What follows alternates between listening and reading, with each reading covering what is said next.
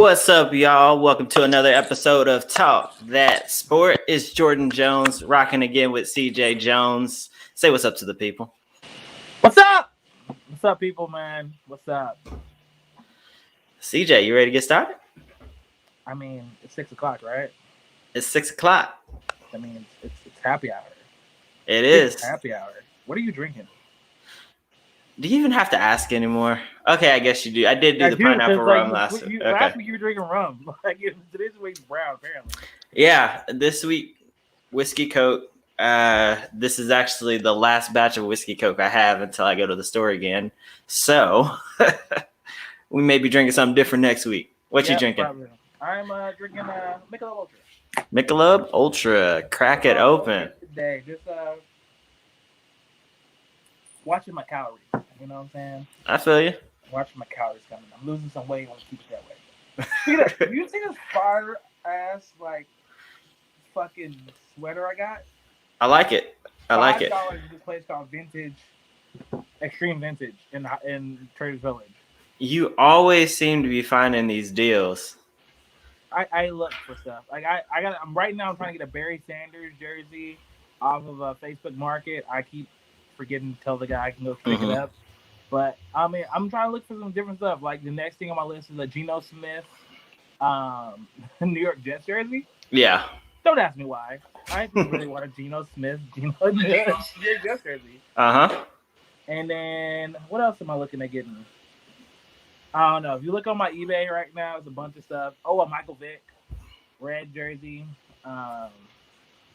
So yeah, listeners, if you have like any jerseys that you just don't like in your closet no more, or you want to sell, DM me and we can come with a nice price and we can figure out how to take care of it.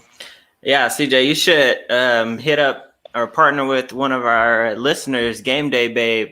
She always has the different wardrobes from her thrift shopping, and she always finds like deals on different jerseys and T-shirts for sports teams. First of all, why is this the first time you're telling me about this?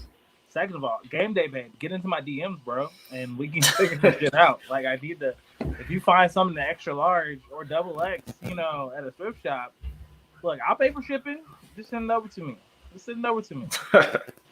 All right, well, there you go. Game Day Babe. Hit CJ up. He wants some hookup when it comes to the thrift shopping. I don't even care what player or team it is. I really just wear, unless it's Eagles and Giants shit, I don't wear that stuff. Yeah, definitely. No, it has to be, for me, it has to be the DFW, or it has to be a legend. If it's not a legend, then I ain't rocking it. See, but I've been rocking, so I got a Brewers jersey I've been rocking. I'm trying to find a Mookie Betts Boston Red Sox jersey because I'm going to troll Boston Red Sox fans. I'm trying to get but I got a Sean Green Padres old jersey because I like that Padres jersey. I got Dallas Stars jersey. I got Dak. I like just different stuff. And for that Luka overseas jersey. George, did you see the new Dallas Maverick City jerseys?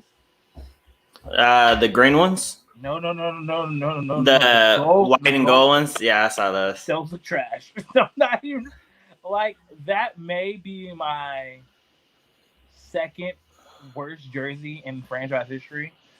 Yeah, I don't really care for it. What I do care for, and I already told Lexi, get it to me for my birthday, which, by the way, y'all, listeners, go ahead and send your gifts out to me. My birthday is in 3 weeks, November 21st. It's going to be a party. Yeah, it's coming up. I know your birthday is. I never forget it. Yeah, so hit me up. Send me some gifts. I love all things sports. I'm mad. You just gave yourself a 3-week birthday shout out. You give me mine the week up. Okay, you have every right to come on the show and shout out yourself. Be out here. Hey, my birthday's coming up. Listen to send me stuff. Look, we do the same show every week. Every week, Wednesday, 6 p.m. You have the opportunity to do this. I'm just taking advantage of our listenership. I'm quite hurt. Yeah. Hey, you know what, CJ? Hey, and y'all listeners, for those of y'all who've been listening since day one, CJ early on in the show was really into wine, and he drank a lot of wine all the time. And one of the wine selections that he brought out here was the Black Girl Magic. It's dope as hell. I love it.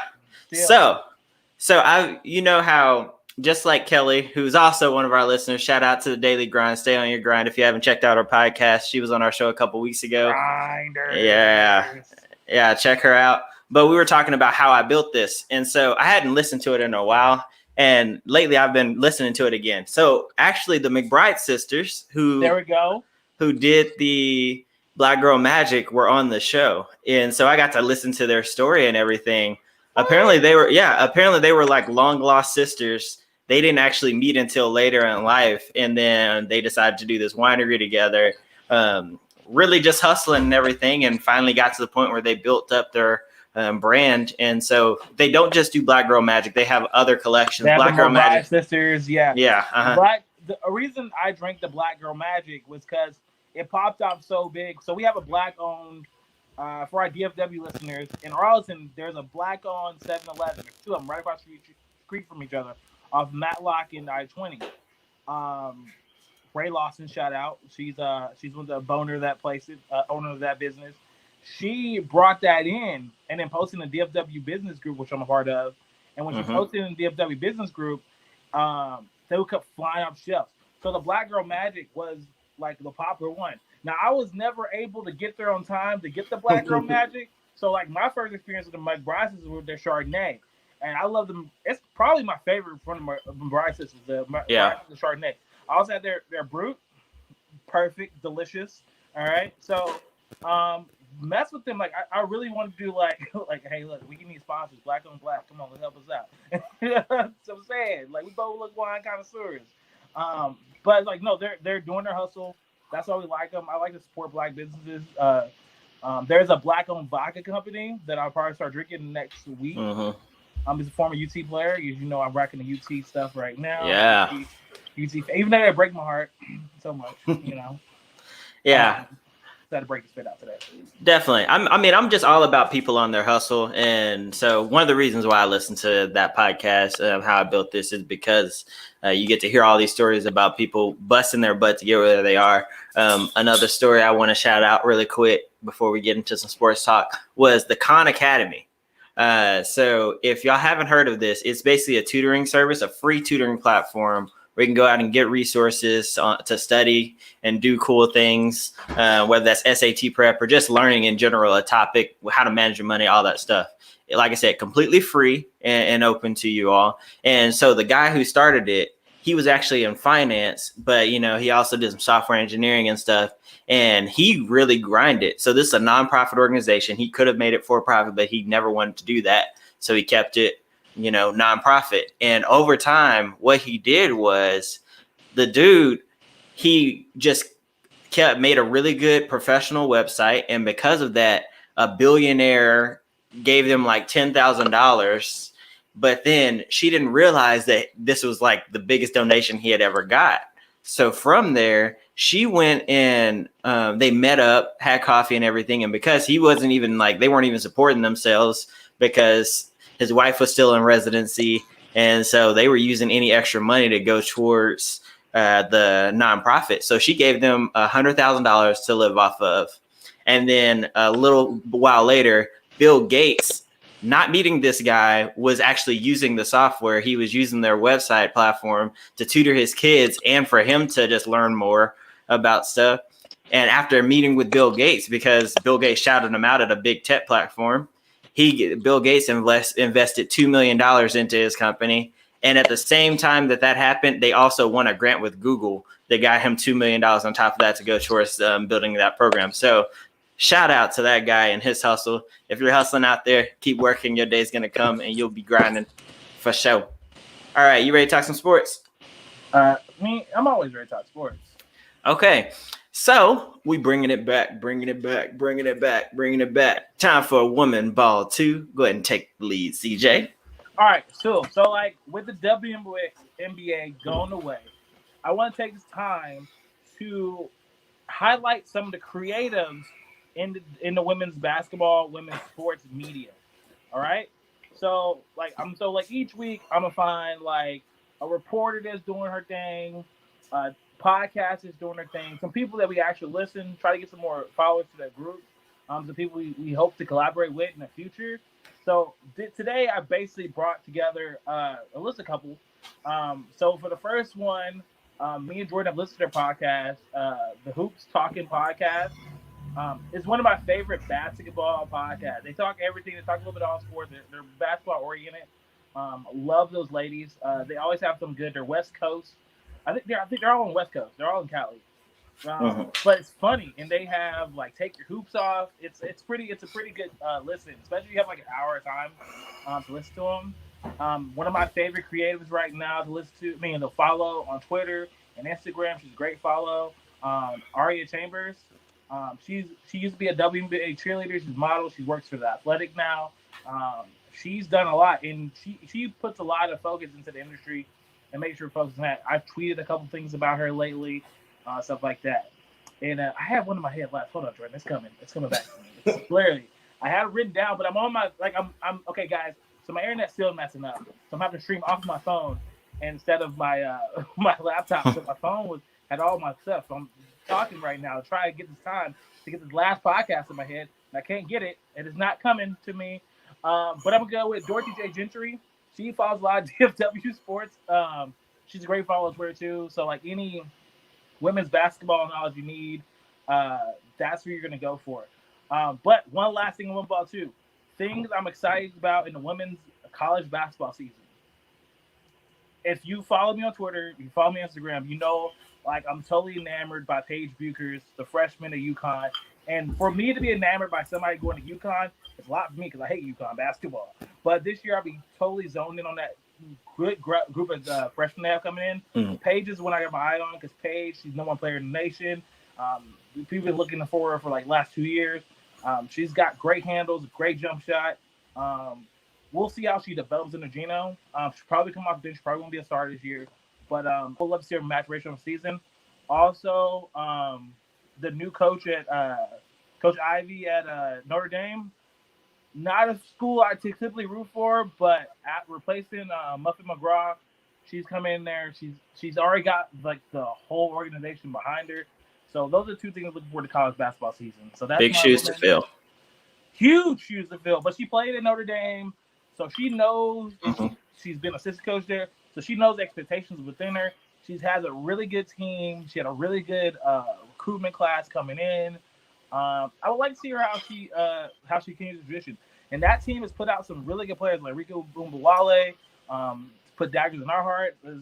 Our cousin went to Mississippi State and we rooted against her in the playoffs. Skylar Diggins, Jewel Lloyd, the Golden Mamba. So Muffet McGraw, she has huge shoes to fill with Muffet leaving, but steps I think she can do. And then finally, as a UT fan, I don't root for UT women's basketball all the time. I'm a Tennessee Volunteers volunteer fan and women's basketball. But we do have Vic Schaefer taking over as a coach down at Texas. Guys that have been to national championship games. He knows how to turn the team around in Texas. What they've been missing for the last 8 years is the kick in the butt to get to the Final Four. So we'll see what he can do there. And that's my Women Ball 2 segment. All right. I love it. Yeah, if I can have a quick shout out to Women Ball 2 before we wrap it up. Oh, my God. You should be proud that I'm contributing. I want to see what you're going to contribute right now. You always talk crap about me. All right. And I'm actually trying to contribute to the conversation and provide some useful knowledge to our listeners. I'm zoned in on you right now. Are you zoned in on me? You here? You here? What do you got for me?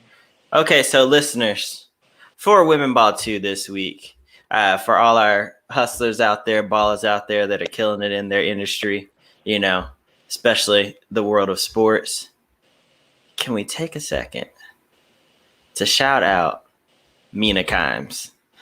Oh, Mina's funny. My gosh. Okay. If y'all haven't listened to, what is it on NFL Live? Yeah, you have a lot. My gosh. Mina Kimes podcast. Yeah. Okay. And really I have two because I have her and Jane Slater. But and for all of y'all listen outside of the DFW. No Josina Edison? No Josina? I had these two for this week. Okay. Yeah. So one, Mina Kimes, I follow her on Twitter. She gets like trashed a lot for her takes, and her responses are pure gold. First of all, if you've never actually listened to her talk, you know that she knows what she's talking about. So I don't know why you try and go after her in the first place, other than because she's a woman and you think she doesn't know anything about it because she hasn't played a day in her life, even though you probably sitting on the couch haven't played a day in your life. Yeah, because high school football does not count if you haven't played past high school football. It is way different for college and the NFL. But yeah, so she sits back every week and she gives her fire takes that are always great. Like I said, if you haven't listened to her on NFL Live, their crew is great this year. So really tune in. She's awesome. And then Jane Slater digging up the dirt in the Cowboys locker room. Like, geez. So she was the one that first reported that there were some rumblings around with players being unhappy with the coaching style and everything. And she took a lot of crap for it, specifically from Jerry Jones, who came on The Fan earlier last week saying that she wasn't credible as the host, which is, just pure blasphemy. So, yeah, we're in a time where there's a lot of nonsense going around, but she's giving her hustle. And so shout out to them, too, this week. Okay, right. That I accept that as acceptable. That is acceptable. Thank you. And then they try to throw Jane in the mud. And like if you're from the DFW area, we've been listening to Jane Slater for a long time. Like we was your time when she was a 153 fan. Like she's a hustler. She knows what she's talking about. She ain't gonna put no report out there. It ain't true. Now I am like, yeah, but if it got to that point where somebody's giving you that kind of information, you have to report it. And if it's not, they weren't telling that in the because I know Jane, if she had got that information that was confidential, she wouldn't have reported it. Oh, she no. Probably said there was some dissension in the locker room. But somebody saying that openly, yo, we don't like this coaching staff. We don't like in this team. We should, like, the scheme is messed up. Like, they're talking, like, on the record, like, yo, say this out there. We need to get this out there. Yeah, but, somebody wanted that out there. Yeah, but you can see it. You can probably see it's true. And the way they're handling some of these people they brought in. Like, they traded Everson Griffin yesterday.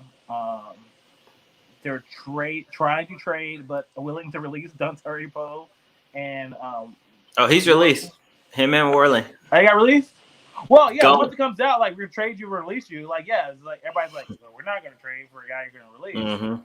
So, not saying those are the guys, but that could be where it's like, especially like somebody like Dontari or Everson Griffin saying like, yo, I came somewhere to win. Like, if we're not winning, I'm not about this. I'm trying to go, I don't think Everson's going to do too much winning in Detroit. But I can see Dontari going somewhere like, making a difference in like Kansas City, New England, Tampa Bay at this point. They got all the money to spend in the world, apparently.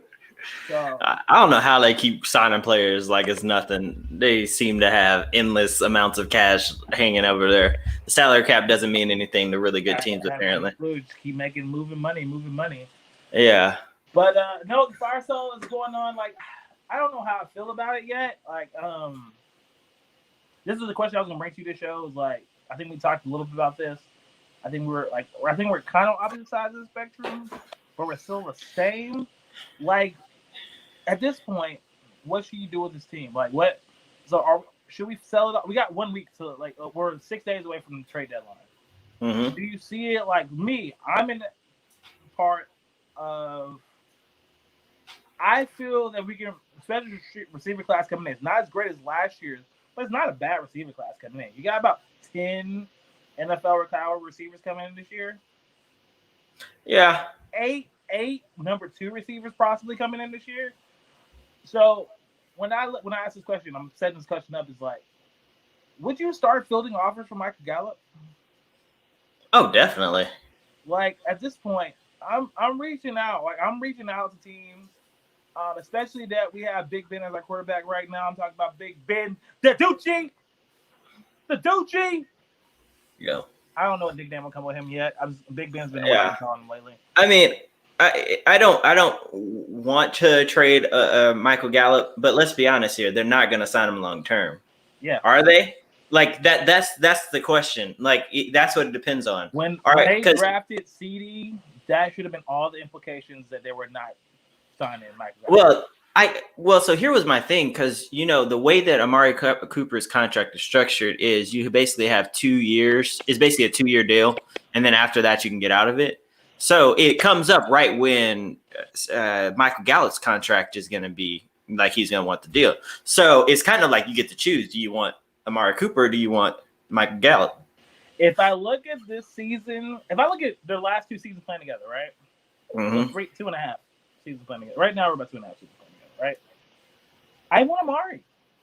Yeah, and that's where I'm leaning to. 26. Yeah, it's not like a Julio and Calvin Ridley situation. Yeah, I want Amari because like Amari can disappear in some games, but like when I think of my number 1 receiver, and you look at most number receiver in the league on good teams, when a play needs to be made, Amari make the play. Amari's shown us that. Jordan, like you can downfield, like that's been Michael Gallup, but I do feel like CeeDee Lamb can jump in and be that role. Yeah, so I just wanted to say that's not always the case. If I need a first down, if I need somebody to run to the sticks and give me a first down, it's Amari Cooper. Yeah, and he's shown it over and over. I need to make a clutch throw in end zone. Like even though he did not finish that route in the Browns game, I can just chunk that up to like I don't know. I can't defend that.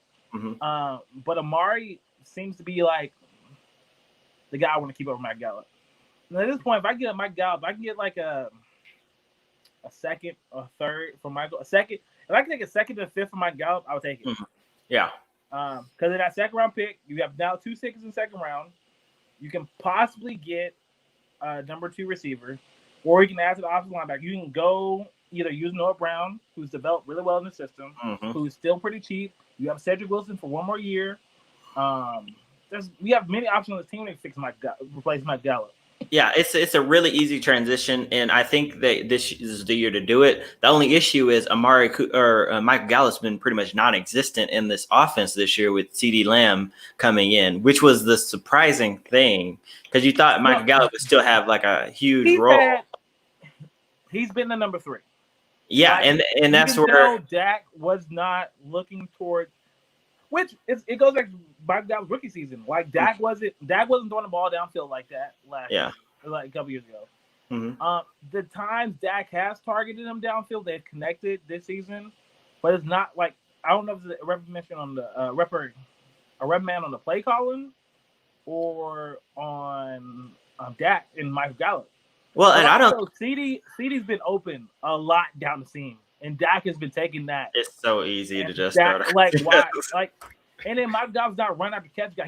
He's fast, but he's not. But he's you hit him and he gets the catch and gets taken. He may go 10, 15 yards and then fall down. CeeDee, you can run that ball and he got like a yard of separation. He may take it to the house. Yeah, and that's the thing with CeeDee and Amari. It's those slants. They can take him to the house. Yeah, like CeeDee hasn't done it this year yet. I'm hoping that it comes at some point. It may not come till next season when Dak's here, but you're hoping that he can do that. But I think that with Michael Gallup, and the reason why I think that his role has diminished, it's mostly been because of the way that the offensive line has played. When your offensive line is not allowing you to take a lot of shots downfield until it's like you have no choice but to stand in the pocket and get rocked and take a shot down the field, you're not going to do it as much. And so I think that's played a factor. So I really want to see if we can possibly trade Michael Gallup this year. If we're unable to trade him this year, then and like for a reason, like if I don't want to trade him for a 3rd round pick, it has to be a second. It has to be at least a second because I feel like he's that kind of caliber receiver. And because you have the option to still re-sign him with the way that Amari Cooper's, I honestly think if you can't trade him this year for a second, hold on to him until next year. And then next year you're looking at the possibility of, okay, if we're halfway through the season and we're not really where we want to be, let's trade him. Let's trade him and let's do something else. But I feel like his value is highest right now. You think? That's why I would like look to trade. And I know Jerry and Steven are looking at the team next year. And I'm like, I don't know. I think I want to let's that's me. You had a conversation before on Saturday, right? Mm-hmm. We're talking about should we trade for Quentin Williams? I would love to trade for Quentin Williams. On Saturday, I was all in for let's trade a second round pick for Quentin Williams. Now I'm like, you know what? Pass. Really? Why? Because I'm at this team. I want this team to lose all the games it can. All right, I want to get that pick as high as possible right now. And speaking of that, Jordan, do you want to put $20 on the Cowboys every week to lose? Now, not the money line, just on the spread. I honestly might because of the way they're playing. But then I wouldn't be. Here's my thing with the Cowboys, and this is why I say it, because everybody is like fascinated with this idea of getting Trevor Lawrence or Justin Fields. And part of our conversation, which listeners, I am bringing you into what me and CJ talk about behind the scenes. Okay. Hidden secret is sports. Let me bring it up. Let me produce, because you're gonna say my situation all the time wrong. I'm not. Okay, say it, and then I'll tell you. Okay, so basically, CJ's under the impression that it is best for the Cowboys if they get a top 3 pick and Justin Fields or Trevor Lawrence is on the board, they have to take the quarterback there. I didn't say they have to. I'm saying, like, if I'm the Cowboys, you would make that pick. I would take the pick. But so you have to take that pick. Let me finish. So you have to. No. It's you misrepresented my point. You misrepresented my point. I can sign and trade Dak away, because at that point, when we picking 1 or 2, right? No, we're picking 1. If we get 2, let's say, because we're not getting 1. Jets will lose all they get in the season. Oh yeah, no way we're getting 1. So it's Justin Fields. 2, or we get to 3, right? And let's say the Giants are 2. The Jets, Giants, Cowboys. The Giants probably are not taking the quarterback. They are probably not. Yeah. Trading out, maybe. But I'm saying if we're at 3. And you can make a trade for Dak to somebody and get a first-round pick this year and a first-round pick next year, right? I have to ask something right here, because this is where your logic is flawed, and everybody who thinks that you can just trade Dak at that point, you're flawed. Okay, so if I'm another team, and let's say the Indianapolis Colts or the Denver Broncos or the Las Vegas Raiders. The Cowboys just couldn't get a deal done with that, so now he's on a franchise tag. So they're franchise at the time of the draft. He would be on a franchise tag. Mm-hmm. They have a top 3 pick, and they take Trevor. They take Justin Fields. Simple logic tells me the Cowboys aren't re-signing him at the end of the season, right? Like, they're not re-signing Dak, right? Yes or no? Yes or no? Yes or no? But no. Yes or no? Yes or no? Yes or no? Yes, they're not trying them, but they have his rights. They can. Yeah. But here's the thing. They can do the whole Brett Favre situation. Okay, we'll sign them. So here's the thing, though, CJ, because let me before they drafted Patrick Mahomes. Yes. He signed a long-term deal. I'm saying if they franchise tagged, I said the situation was they franchise tagged Dak, because that's most likely to happen, and most likely a deal is not going to get done between February and April. If the deal gets done, this goes out of the water, and then we can talk. Let me get my point. Let me get my point. Okay. So if Dak's on a franchise tag now, okay. So you signed him to a franchise tag. So if you're another team, and Dak's going to be a free agent in the offseason, no matter either way, because the Cowboys aren't going to sign him for $57 million 1-year deal when you have Justin Fields waiting in the wing. Why am I going to offer 2 first-round picks for this guy when I can just play okay for this next season, sign a filler quarterback, and then get him in the offseason? I can just offer him a boatload of money and be good. I can be actually working my cap to make sure that we're ready to prepare, have a team built around him in the offseason. So that's just my plan to go all in on Dak that next year. So why would I give up 2 first-round picks to do that? If I'm Dak and the Cowboys go and draft Justin Fields, at that point, negotiations are off.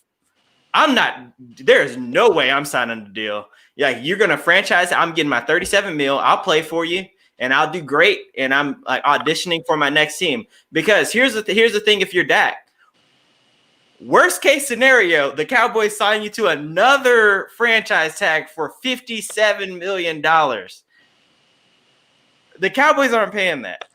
So Cowboys, if they draft a quarterback top 3, Dak's leverage, like there's no leverage that the Cowboys have to go and negotiate with another team, unless you have a team that absolutely cannot wait. And like this year is the year. Which can you point to one team that's going to be like, yes, let's go trade 2 first-round picks, and we just have to have Dak this year instead of waiting until one more season to go and win? I can point out 3.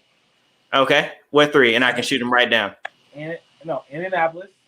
Okay, they just went and signed Phillip Rivers this offseason instead of $25 million. 1 year, $25 million. His contract's over. No, I'm saying they went and signed Phillip Rivers in the offseason knowing that they had other options out there. Nope. And so they okay. You have Indianapolis, New England. Once again, New England has a horrible cap situation right now. So all their dead money falls off next season.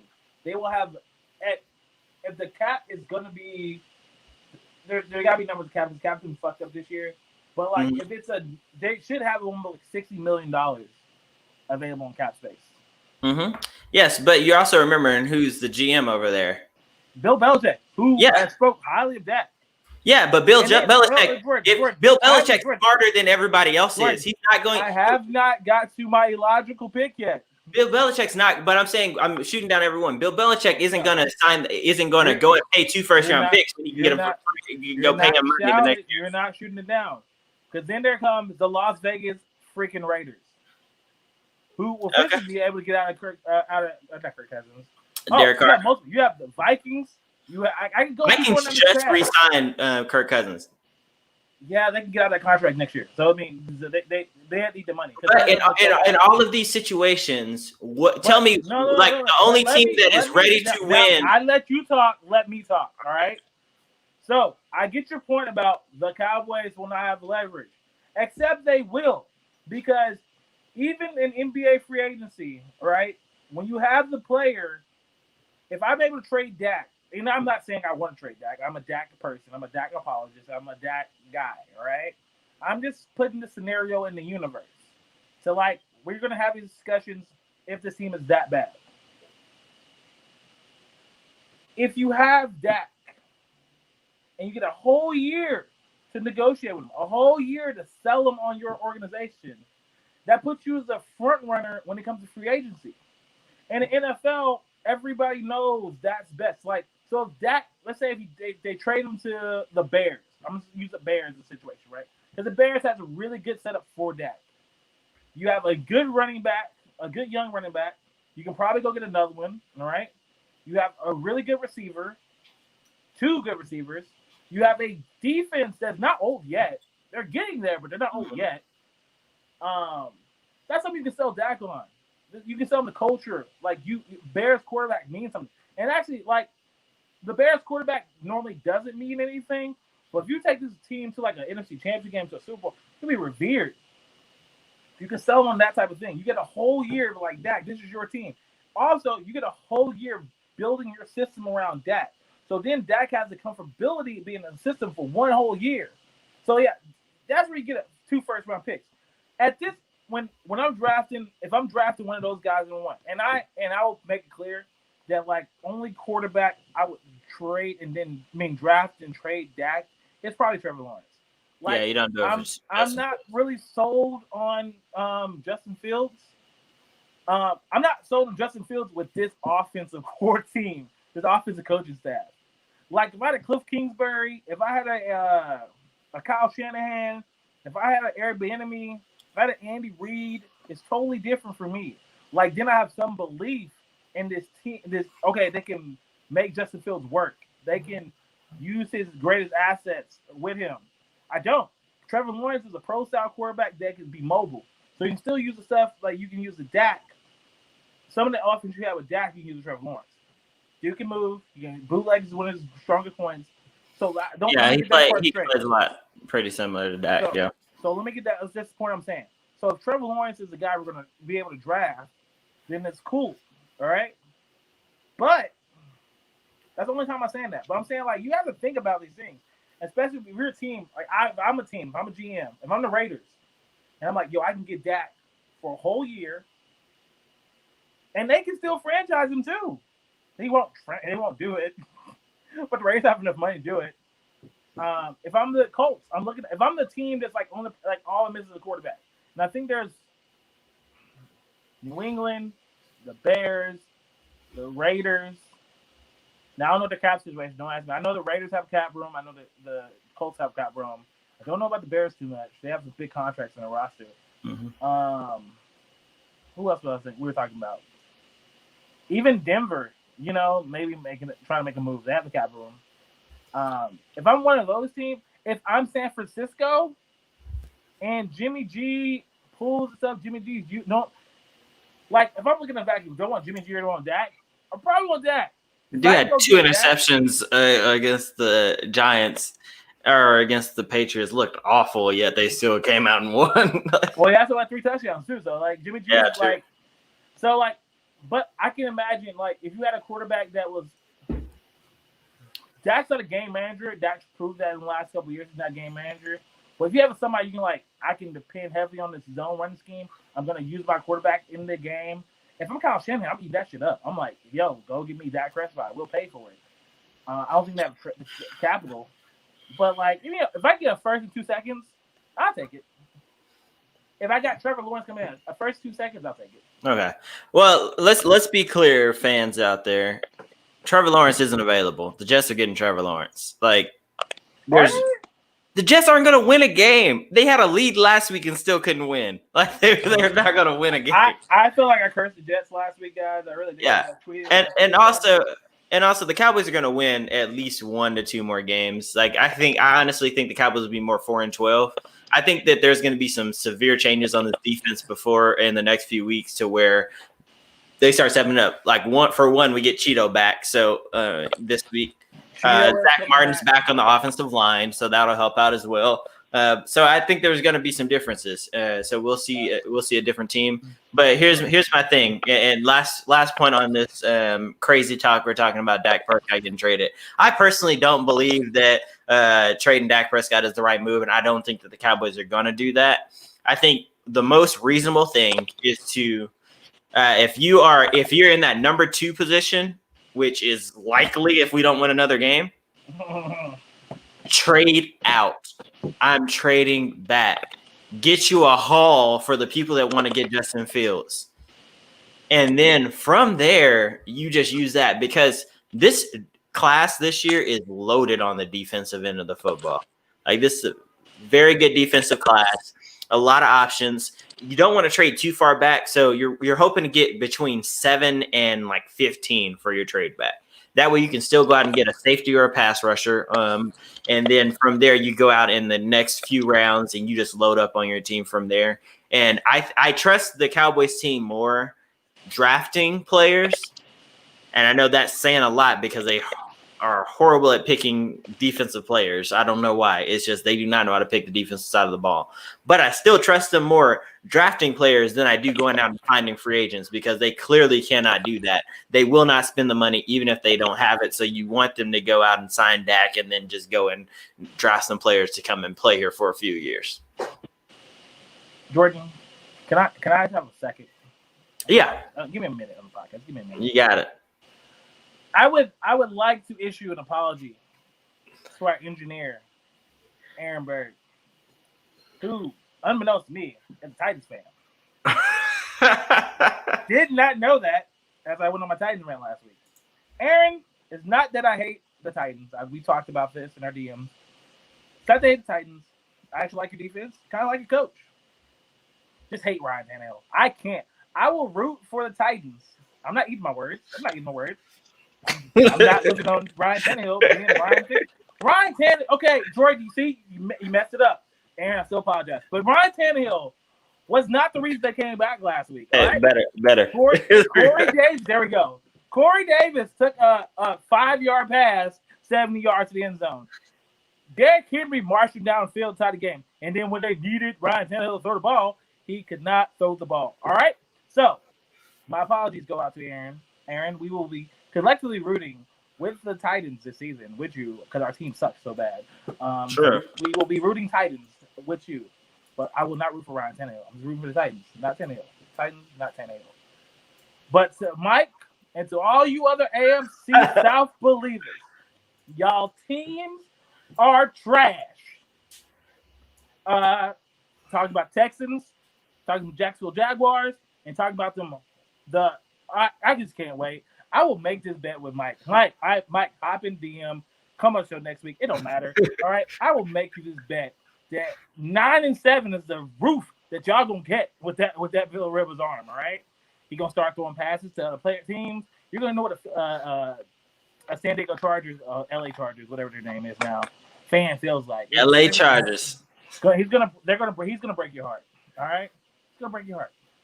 So that's all. That's all I had. Okay. You want to talk about what's going on in basketball now? Yeah. Basketball.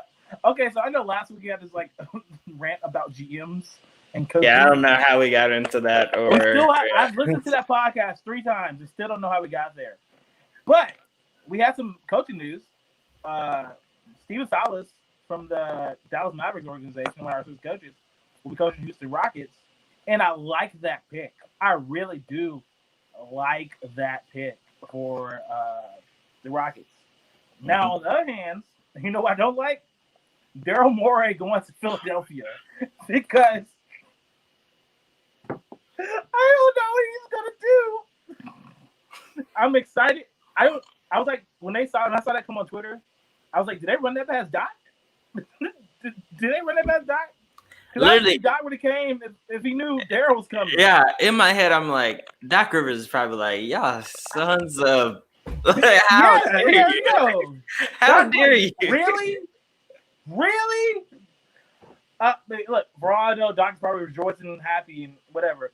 I thought if I was Daryl, I want to go to a team with a lot of capital, a lot of picks, a lot of stuff I can do Daryl Morey shit with, right?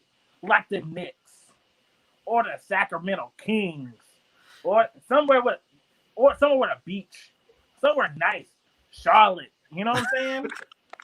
Somewhere, not Philadelphia, where you take on some of the worst contracts. You got Tobias Harris and Al Horford on that team. Like, I don't know what they're. Okay, so like we say the Tobias and Al Horford probably not going to be Sixers next year. I don't know why they picked him in the first place. Bad situation. Yeah. I mean, Daryl had to pick him a job. Daryl going to take a year off and wait till next year. Well, Daryl Morey, like, he's a hedge fund guy. Jordan, he's not even an NBA executive like where he was. That's not how he got. He was a hedge fund guy. CJ, finance. My man, what did this guy even do that was remotely good since he's been a GM? Oh no! Oh wait, okay. I'm not going to shit on Daryl Morey. All right, I'm not going. I hate Houston and everything about Houston. Everybody knows that, right? Our brother lived down there, but Daryl Morey did a lot of good things in Houston. Not only did he get a start, not long to be able to get a start down there. He got Dwight Howard to come down there. He stole James Harden away from Oklahoma City. They gave James Harden away. They didn't. He was able to acquire Chris Paul. Dwight Howard was already trouble when he went down there and had shoulder injuries. Chris Paul. I mean, Dwight Howard had one bad year. They went inside. They went inside the one-hit wonder. When he got the one-hit wonder, Jeremy Lin. That was. They went and traded for Chris Paul. I like Chris Paul trade. That Chris Paul trade almost having the finals until Chris Paul tore his hamstring. And then when they figured, oh yeah, Chris Paul's actually trying to make us a good team, and James Harden just doesn't want to play the way that Chris Paul plays, we're gonna trade him too. Oh, and that was fucking Houston. Russell Westbrook. Let's bring Russell Westbrook to play alongside his buddy James Harden, even though they do not play well together. And that's the whole reason that he got traded that James Harden got traded in the first place, is because he couldn't get on the court with Russell Westbrook and Kevin Durant. He's not a good GM. No, I think Russell played. I think his skill set now fits with James Harden. Like if he's good, but Russell Westbrook has to post more people up. If Russell Westbrook does the thing Chris Paul does, like in posting up, if Russell Westbrook can get old man kid game, that offense will be fucking crazy because you put Westbrook in the post, right? Posting up a smaller guard. Yeah, let's put a 6'3" guy up in the post. Yeah, that's smart. On a smaller guard. He is a smaller guard. This is not. But I'm saying it worked when Jay Kidd was there. Jay Kidd, they ran their offense out to post the Mavericks. They ran it. CJ, Like, Kidd was CJ, coming down. when did Jason Kidd Swing the ball retire? out. When did Jason Kidd retire? Jordan, it still works to this day. It works. It works. No, when it Chris does Paul not was work there. anymore, It CJ. worked when Point guard Chris Paul. CJ, It worked when Chris Paul was there. Chris when they were Paul is going to- super short. Chris Paul is super short these days. But he worked the Point guards, post. point I'm guards not now talking about are out there 6'3", score. Jordan, you're talking about going out there and scoring the 6'5", post. 6'6". You ain't gonna have a shorter guard I'm on. talking about going to score the post. I'm not talking about going to score. I'm talking about initiate the swing offense out the post. I know, If and you I'm have that saying it guy, doesn't work and anymore. instead of having Chris Paul pop up for the 3-pointer, your Russell Westbrook pop out and then dive for the 2 to set that defense up, to get the ball moving and allow Westbrook to go in and score the ball at the hoop. Russell Westbrook's a dying breed. They bought bad. They bought bad. He is not a good player with James Harden. Look, he had bad decisions. All right, every GM, for every good GM, good move a GM makes, they have 10 bad ones. And if we look at our GM in Dallas, Donnie has made some questionable decisions sometimes. But what do you think the greatest move Donnie Nelson ever made was? The Luka trade. See, at this point, Yeah, I guess that was okay.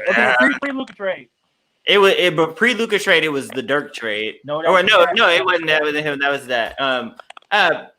Shoot. You don't know it, but it's a small move that you wouldn't think about. Dennis Smith Jr. was nice. It was a nice pickup, but it wasn't a trade. Just give up. You're not guessing. Jason Kidd trade was pretty good. That turned out to be very good. Trade changed the franchise. I mean, it led them to a championship. What's the trade change the franchise? What was it? It's a Tyson Chandler trade.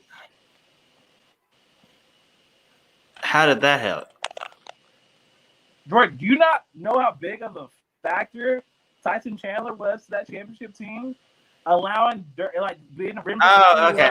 Now I see like what you're saying. when they acquired him, it was and he was supposed to go to Oklahoma City. Couldn't pass physical. Yeah. Ended up coming to Dallas. And Tyson changed, and so Donnie. But then after Donnie made that one good decision, we had to live through 10 years of this until we got Luka. So but Daryl's made more good decisions than bad decisions. Jeremy, I can't find for those watching on our YouTube channel. I keep leaning my head out of frame because I'm going the wrong way. But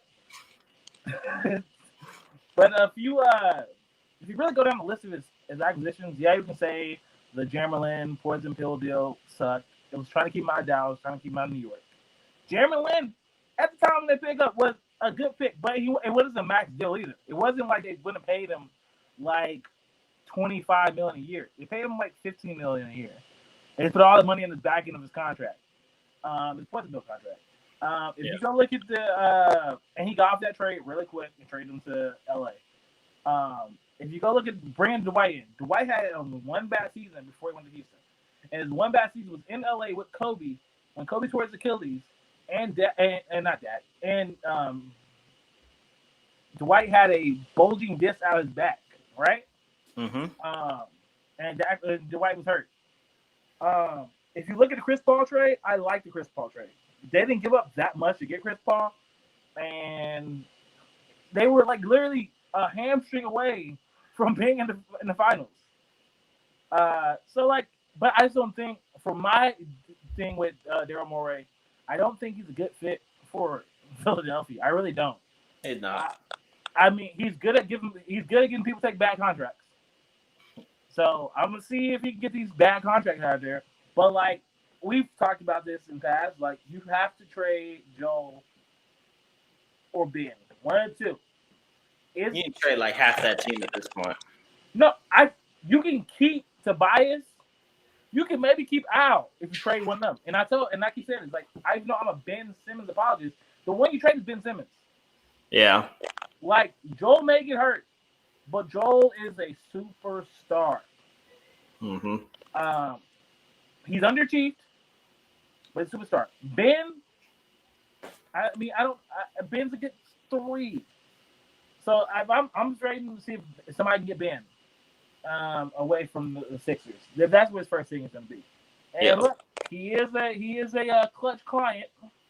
Lakers don't got much over there, but you may go trade him to LA and let him play with LeBron. It's a possibility. But if you're LeBron, how mad would you be if, even though it's a clutch line, that Pelinka pulls in Ben Simmons? LeBron's like, I just won a championship where people can't shoot, and you give me another guy that can't shoot. Nah, you need scores. I'd rather trade for Tobias Harris than him. So it's it's good. I mean, what else is happening in basketball? Oh, this Christmas Day start. Me and you talked about this. Yeah. I think we both agree. Like, I think it's too early. Like, I think it's. I'm totally on board with Danny Green saying LeBron in his first month of the season. If I was LeBron, I would take the whole first month off too. Mm-hmm. Like, you're still gonna come in. You have AD on this team. You probably still be over 500. You're probably still in line to make 50 wins. You know what I'm saying? You're gonna have a team full of players that don't play. Like, players not coming back next year. Kuzma probably not coming back next year. Isn't he still on the contract? No, Kuzma's free agent this year. Oh yeah, because he was a second-round pick, wasn't he? First-round pick. How's he going? Wasn't he 2017? 4. But this is year 4. He may have 1 more year left. I think he may have 1 Yeah. more year. Well, Kuzma may get traded. We never know. All right, whatever. Okay, let's say Kuzma there. Hold on. You have Rondo, you have Marquis, you have Morris, and one Morris people. You won't have Dwight. Maybe they will have Dwight. They ran Isabel out there 1 more year. Yeah.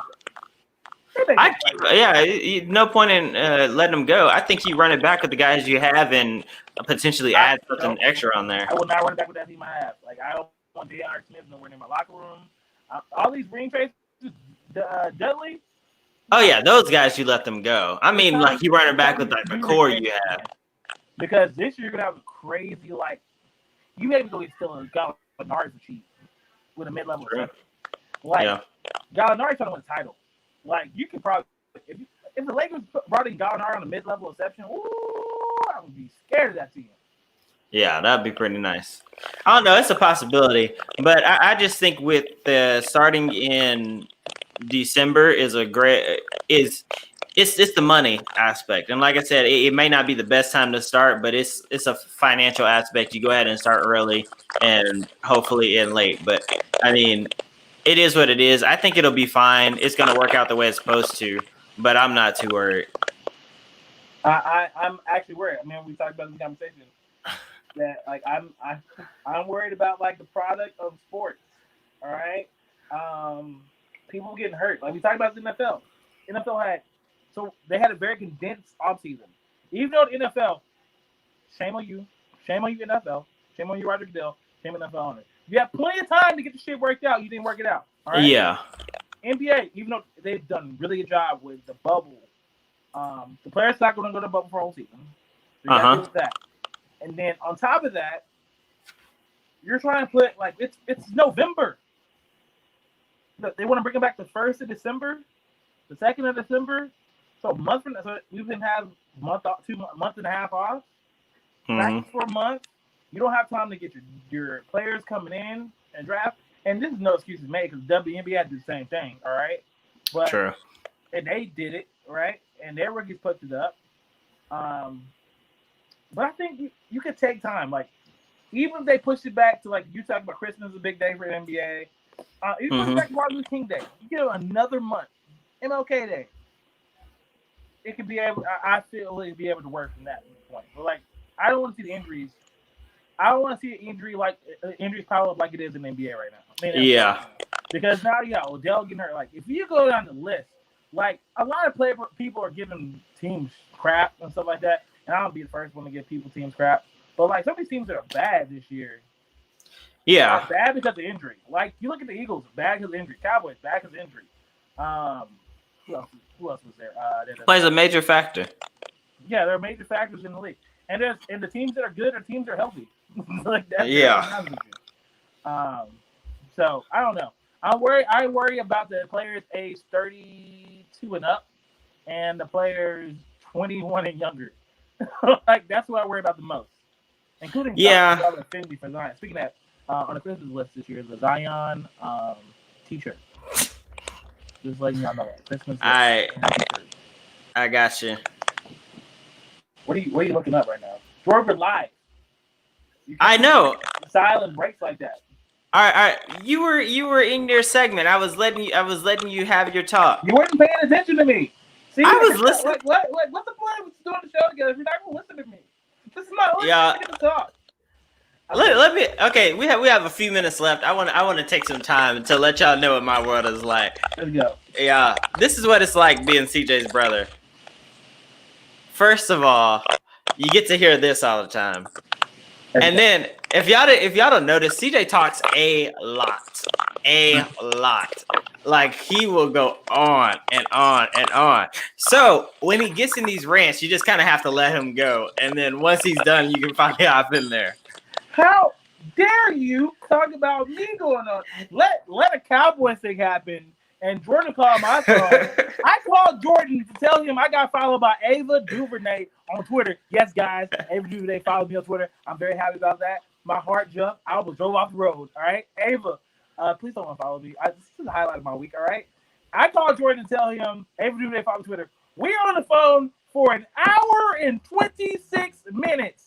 I drove from Arlington to Cedar Hill into DeSoto, Glen Heights. I was damn near Waxahachie when I was on the phone with him. And he was talking most of the time. Nah, it takes two people to tango. Don't put that all on me. You, boy, don't try to put this talking stuff on me. Yeah, I'm telling y'all, CJ will go on like the longest rants. Hey, y'all have heard it. Y'all listen to our show. And y'all tell us who y'all think goes on the most rants. I can guarantee you it's CJ. People, interact with us. Last 3-4 weeks, we ain't had no questions. Lexi ain't popped in the chat or nothing. Nobody. All right, I need y'all to hit us up. So give me some questions. Give me something to talk about. Jordan, Yeah. We don't really have too much sports to talk about left. Hey, look. The Dodgers won the World Series. I don't know if you saw that. I do. Yeah. Yeah, Dodgers won. Mookie Betts was awesome. Corey Seager got this.